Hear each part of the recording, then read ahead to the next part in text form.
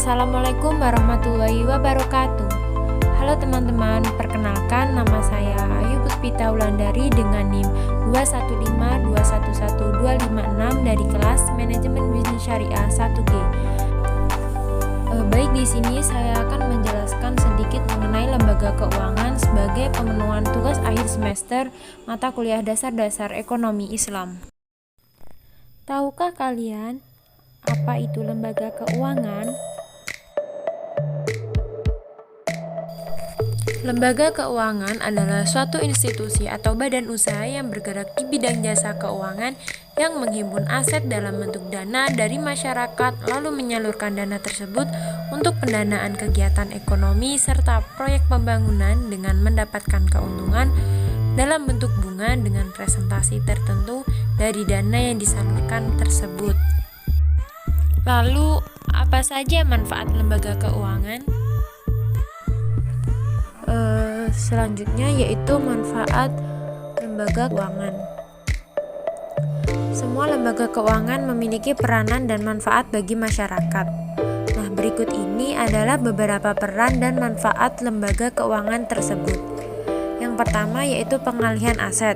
Salah satu peran penting dari lembaga keuangan adalah melakukan pengalihan aset atau asset transmutation, yaitu aset lembaga keuangan dalam bentuk dana dipinjamkan kepada pihak lain untuk dikelola dalam masa waktu tertentu. Sedangkan dana tersebut diperoleh dari simpanan masyarakat yang menabung di bank.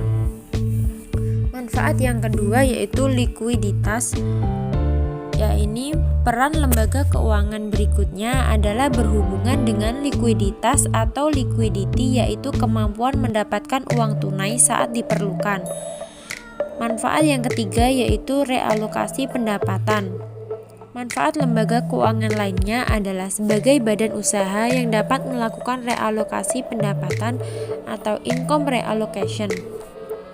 Dalam hal ini, lembaga keuangan berperan sebagai tempat realokasi pendapatan agar dapat digunakan di masa depan. Yang terakhir yaitu transaksi.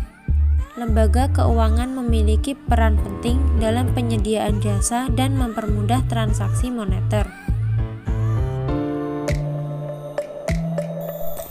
Selanjutnya, jenis-jenis lembaga keuangan.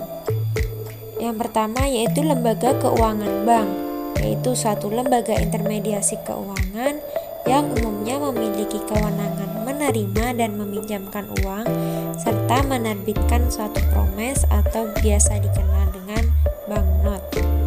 Adapun lembaga keuangan bank terdiri dari yang pertama ada bank sentral, kedua ada bank umum, dan yang ketiga ada bank perkreditan. Bank sentral memiliki peranan penting untuk menjaga kestabilan perekonomian masyarakat. Bank ini dikendalikan oleh Bank Indonesia. Selanjutnya yaitu bank umum yang berfungsi untuk memberikan layanan jasa keuangan dan lalu lintas pembayaran. Kemudian bank perkreditan rakyat merupakan badan usaha yang menerima simpanan berbentuk deposito berjangka. Yang kedua jenis bank yaitu lembaga keuangan bukan bank adalah lembaga keuangan yang memberikan jasa keuangan dan menarik dana dari masyarakat secara tidak langsung. Kemudian ada beberapa jenis lembaga keuangan non-bank, yaitu seperti perusahaan asuransi, perusahaan leasing, perusahaan dana pensiun, reksadana, bursa efek, pegadaian, serta perusahaan modal ventura. Selanjutnya, tujuan lembaga keuangan.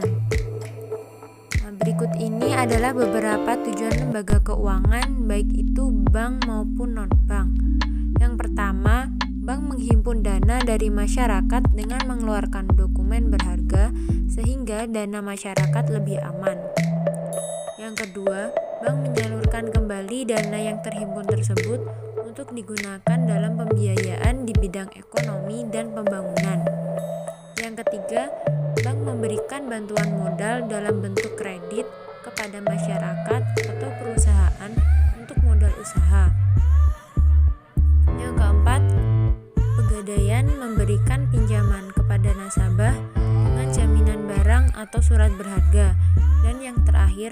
korporasi memberikan jasa simpan pinjam bagi para anggotanya agar penggunaan uang lebih produktif dan anggotanya terbebas dari rentenir. Next, apa itu lembaga keuangan syariah? Lembaga keuangan syariah adalah suatu perusahaan yang usahanya bergerak di bidang jasa keuangan yang berdasarkan prinsip-prinsip syariah. Adapun prinsip syariah yaitu prinsip yang menghilangkan unsur-unsur yang dilarang dalam Islam, kemudian menggantikannya dengan akad-akad tradisional Islam atau yang lazim disebut dengan prinsip syariah. Dasar hukum lembaga keuangan syariah.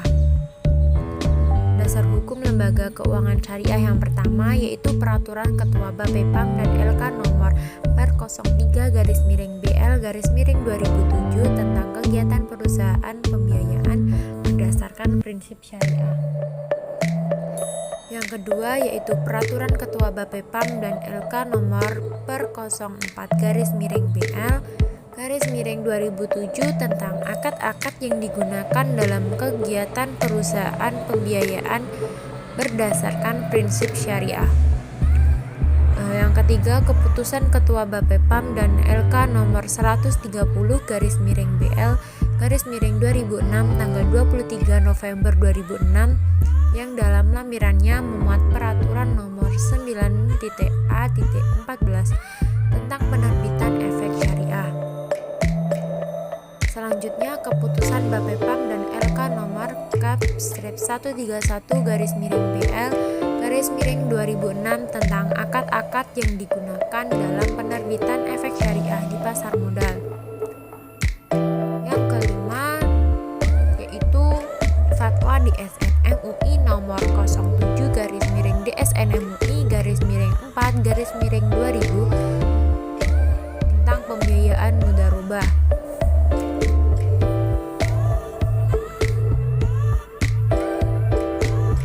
Selanjutnya, Fatwa DSN MUI nomor 08 Keputusan DSN MUI _4-2000 tentang pembiayaan musyarakah. Yang selanjutnya, Fatwa DSN MUI nomor 20 _DSN MUI _9-2000 tentang reksadana syariah. Dasar hukum yang selanjutnya mengenai Fatwa DSN MUI nomor 21 _DSN MUI _10-2001 tentang pedoman umum asuransi syariah.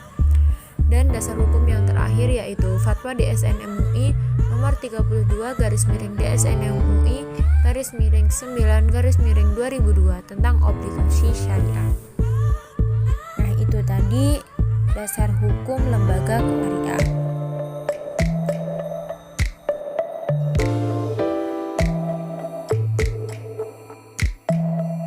Selanjutnya yaitu fungsi lembaga keuangan syariah menurut M. Nuryanto. Yang pertama yaitu pengalihan aset atau transmutation. Bank dan lembaga keuangan non-bank akan memberikan pinjaman kepada pihak yang membutuhkan dana dalam jangka waktu tertentu yang telah disepakati berdasarkan prinsip-prinsip syariah. Yang kedua yaitu transaksi atau transaction. Bank dan lembaga keuangan non-bank memberikan berbagai kemudahan kepada pelaku ekonomi untuk melakukan transaksi barang dan jasa. Yang ketiga yaitu likuiditas atau liquidity, yaitu unit surplus dapat menempatkan dana yang dimiliki dalam bentuk produk-produk berupa giro, tabungan, deposito, dan sebagainya. Dan yang terakhir yaitu efisiensi. Bank dan lembaga keuangan non-bank dapat menurunkan biaya transaksi dengan jangkauan pelayanan. Peranan bank dan lembaga keuangan non-bank sebagai broker yaitu mempertemukan pemilik dan pengelola modal. Lembaga keuangan memperlancar dan mempertemukan pihak-pihak yang saling membutuhkan. Fungsi selanjutnya yaitu fungsi keuangan syariah menurut M. Zaidi Abdad. Yang pertama yaitu memberikan kemudahan. Maksudnya memberikan kemudahan sekaligus pedoman kepada anggota masyarakat menyangkut bagaimana harus bertingkah laku atau bersikap dalam menghadapi masalah-masalah yang terjadi di tengah-tengah masyarakat, terutama yang berkaitan dengan masalah perekonomian sebagai kebutuhan masyarakat yang bersangkutan. Fungsi yang kedua yaitu memberikan rasa aman kepada masyarakat dalam bertindak untuk urusan perekonomian, karena lembaga ini didasarkan pada nilai-nilai keislaman. Yang ketiga, memberi pegangan kepada anggota masyarakat untuk mengadakan sistem pengendalian sosial, yaitu sistem pengawasan masyarakat terhadap perilaku anggota. Dan yang terakhir yaitu untuk menjaga keutuhan serta kebersamaan masyarakat yang bersangkutan dalam kegiatan di bidang perekonomian. Sedangkan fungsi lembaga keuangan syariah menurut Burhanuddin S yaitu dapat memperlancar pertukaran produk baik barang dan jasa dengan menggunakan jasa keuangan yang sesuai dengan prinsip syariah. Yang kedua yaitu menghimpun dana dari masyarakat untuk disalurkan kembali dalam bentuk pembiayaan sesuai dengan prinsip syariah. Yang ketiga, memberikan pengetahuan atau informasi kepada pengguna jasa keuangan sehingga membuka peluang keuntungan sesuai prinsip syariah. Yang keempat, lembaga keuangan memberikan jaminan hukum mengenai keamanan dana masyarakat yang dipercayakan sesuai dengan prinsip syariah. Dan yang terakhir, menciptakan likuiditas sehingga dana yang disimpan dapat digunakan ketika dibutuhkan sesuai dengan prinsip syariah. Pembahasan yang terakhir yaitu prinsip operasional lembaga keuangan syariah. Prinsip operasional lembaga keuangan syariah yakni berasaskan prinsip syariah, yaitu kegiatan usaha yang tidak mengandung unsur seperti riba. Riba merupakan penambahan pendapatan secara tidak sah atau batil, yang dimana dalam transaksi tersebut pertukaran barang sejenis tidak sama kualitasnya, kuantitas, dan waktu penyerahannya, atau dalam transaksi pinjam-meminjam yang mensyaratkan nasabah menerima fasilitas pengembalikan dana yang diterima melebihi pokok pinjaman karena berjalannya waktu atau biasa disebut nasiah. Yang kedua, mengandung unsur maisir, yaitu suatu transaksi yang digantungkan kepada suatu keadaan yang tidak pasti dan bersifat untung-untungan. Yang ketiga, unsur gharar, yaitu transaksi yang objeknya tidak jelas, tidak dimiliki, tidak diketahui keberadaannya, atau tidak diserahkan pada saat transaksi dilakukan, kecuali diatur lain dalam syariah. Unsur yang keempat yaitu haram, yaitu transaksi yang objeknya dilarang dalam syariah. Dan yang terakhir yaitu mengandung unsur zalim, yaitu transaksi yang menimbulkan ketidakadilan bagi pihak lainnya. Oke, itu tadi pembahasan saya mengenai lembaga keuangan. Terima kasih telah menyaksikan. Wassalamualaikum warahmatullahi wabarakatuh.